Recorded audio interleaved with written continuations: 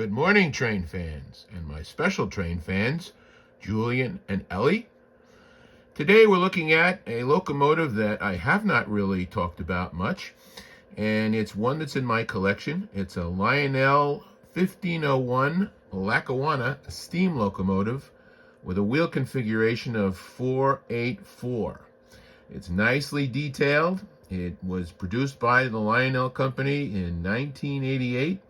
It was sort of the tail end of the MPC era, even though at this point the Lionel Company had been sold by MPC to a fellow by the name of Richard Kughn, and he was really trying to bring the Lionel Company back to its former glory, and what he would be doing is adding lots of new technology to the product line, including things like TMCC, Trainmaster Control, Legacy, and ultimately things like Lionchief and all sorts of other electronic advancements that would allow for remote control of locomotives. But this is really from the earlier era, so it still has the classic things like Magna traction, and it has a Pullmore motor, and it is transformer control only.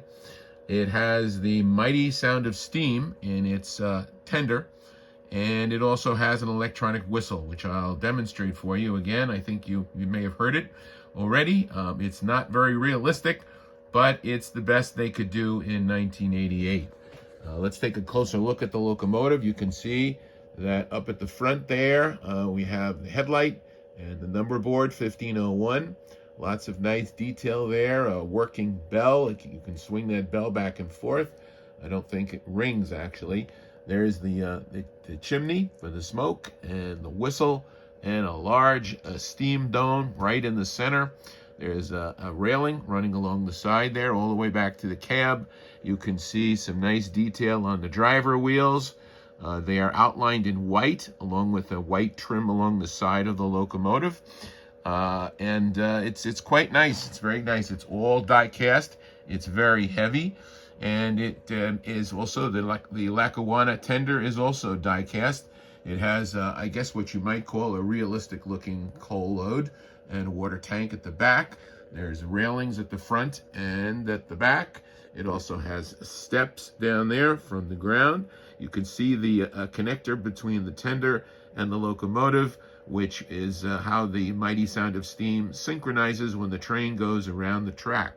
I'm going to be running this locomotive around the 4x8 outside oval, and we'll see how it performs, and I'll blow the whistle for you again so you can hear it.